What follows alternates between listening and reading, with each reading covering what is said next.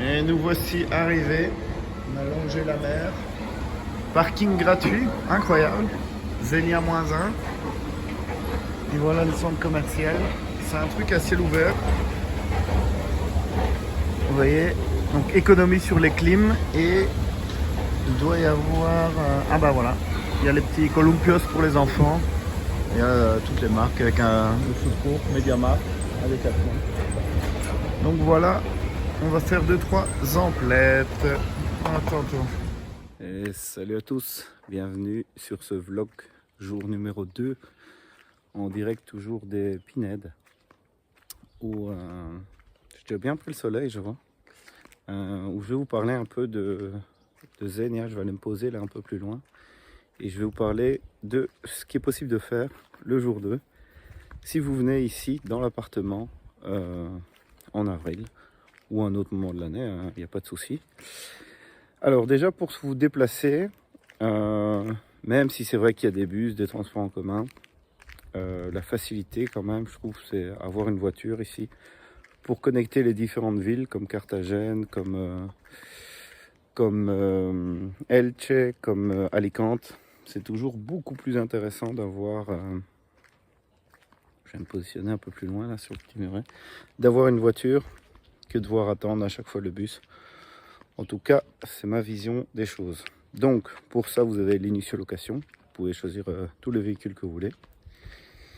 Et maintenant, jour 2, qu'est-ce que j'ai fait? Donc, le mode de vie aussi, ça, j'ai eu beaucoup de mal pour démarrer. C'est-à-dire que tout est lent, et tout prend beaucoup de temps. Donc, c'est-à-dire que tout commence tard, en fait. Pour déjeuner, la boulangerie, c'est 8h30. Donc vous devez attendre quoi, 8h30. Et donc la journée commence réellement vers 10h, même 11h. Hein. Quand vous allez dans un café à 11h, vous demandez une bière à 11h30, ils vous regardent en disant ils viennent de débuter quoi. Donc nous, qu'est-ce qu'on a fait ce jour-là? On a commencé vers 10h. On est parti de la maison, le temps de préparer les enfants et tout ça. Et puis on a été en direction donc de la Zénia Boulevard. C'est un grand centre commercial, je vous montrerai 2-3 photos. Et là vous avez tous les magasins, donc Zara, Massimo Dutti, vous avez un Decathlon aussi, super bien fourni en sport nautique. Donc ça c'est assez agréable d'aller s'équiper là-bas pour jouer sur la plage ou même une natte, enfin ils ont vraiment de tout. Donc on a fait quelques emplettes là-bas et on a mangé sur place. Alors grave erreur, on a été au 100, comment ça s'appelle, Montaditos ou un truc comme ça. Et c'est vraiment pas bon quoi. Donc c'est 1 euro le tapas. Mais ça marche, hein. C'est une chaîne qui est partout en Espagne, c'est 1 euro le tapas. Et c'est des petits sandwichs en fait. Vous achetez un pain fourré avec un peu de trucs dedans. Bon, c'est pas cher, mais c'est vraiment pas ouf. Donc du coup, je vous déconseille ça. Pareil, il y avait un restaurant sur le food court là. C'est que des formules buffet. Donc à 17, 18, 20 euros.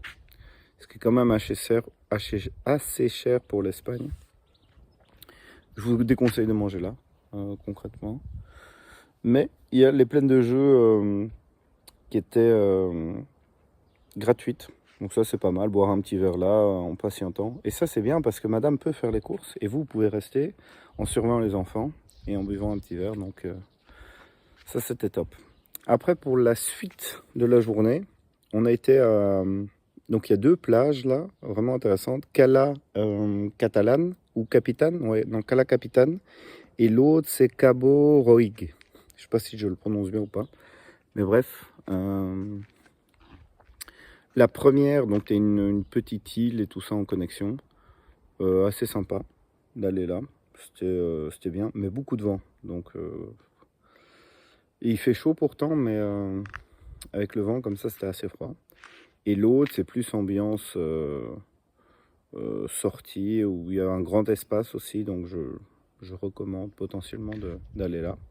Puis on a été prendre une petite glace, tranquillou, fin d'après-midi. Et nous voilà de retour ici même, en direct des Pinèdes. comme toujours. Alors, hier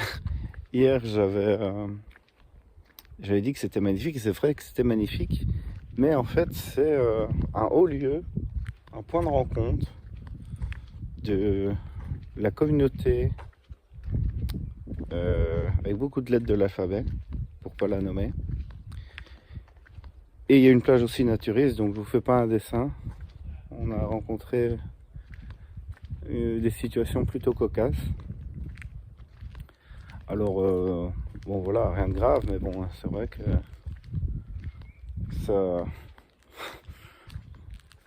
ça pose question. J'en dirai pas plus, quoi.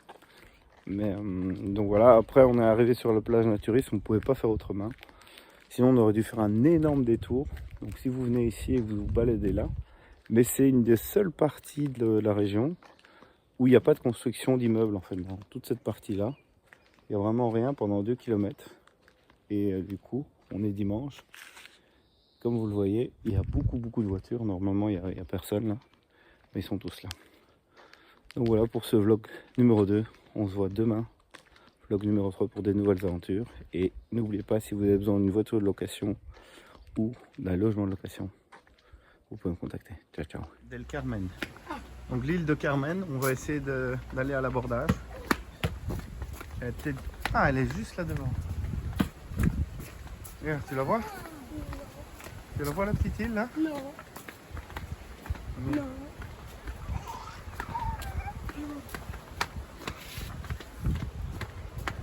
Elle est là. C'est le petit caillou qui est là.